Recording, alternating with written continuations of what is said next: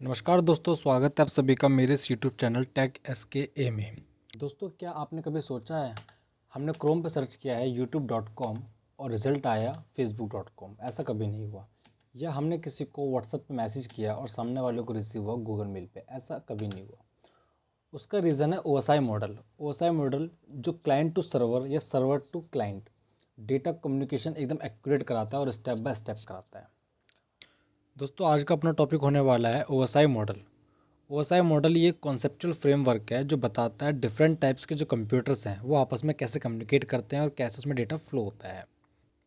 Example के लिए हम यहाँ देख लेते हैं, 3 कंप्यूटर्स हैं जो कि एक विंडो बेस्ड है, एक लिनक्स बेस्ड है और एक मैक OS बेस्ड है, और ये तीनों आपस में कनेक्टेड है लैन के थ्रू।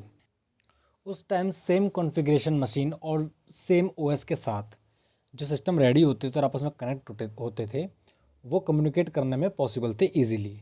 लेकिन डिफरेंट टाइप्स की जैसे मशीन आने लगी, डिफरेंट टाइप के OS आने लगे, तो उनमें कम्युनिकेशन हो पाना पॉसिबल नहीं था। तो इसी का सॉल्यूशन निकाला OSI मॉडल ने, जिसकी शुरुआत सन 1984 में हुई, जिसको डेवलप किया गया था इंटरनेशनल ऑर्गेनाइजेशन स्टैंडर्डाइजेशन के थ्रू यानी ISO के द्वारा।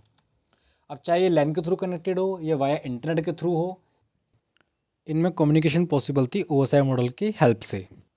OSI मॉडल ये 7 लेयर बेस्ड एक मॉडल है जिसकी सभी लेयर्स को हम एक एक करके देख लेते हैं। इसमें सबसे टॉप पे आता है एप्लीकेशन लेयर, सेकंड आता है प्रेजेंटेशन लेयर, थर्ड आता है सेशन लेयर, फोर्थ आ गया ट्रांसपोर्ट लेयर, फिफ्थ है नेटवर्क लेयर, सिक्स्थ आता है data link layer and last आता है फिजिकल लेयर।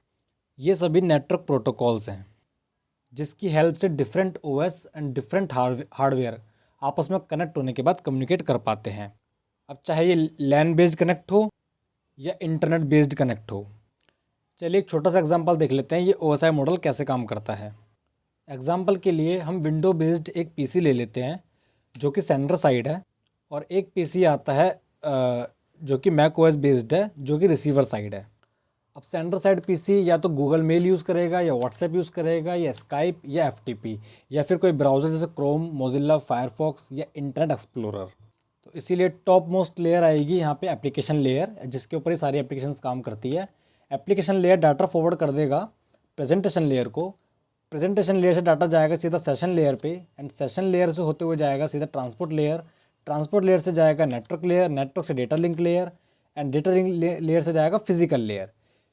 फिर यही सारे जो सीक्वेंस में डेटा आ रहा है अलग अलग लेयर्स होते हुए, फिर इसी को अपोजिट चलेगा रिसीवर साइड पे, यानी फिजिकल लेयर से डाटा होते हुए जाएगा डेटा लिंक लेयर पे, डेटा लिंक लेयर से जाएगा सीधा नेटवर्क लिंक लेयर पे, नेटवर्क लेयर पे, नेटवर्क लेयर से जाएगा सीधा ट्रांसपोर्ट लेयर पे, ट्रांसपोर्ट लेयर से जाएगा सेशन लेयर पे, सेशन लेयर से जाएगा प्रेजेंटेशन, एंड लास्ट सबसे टॉप पे पहुंच जाएगा एप्लीकेशन लेयर।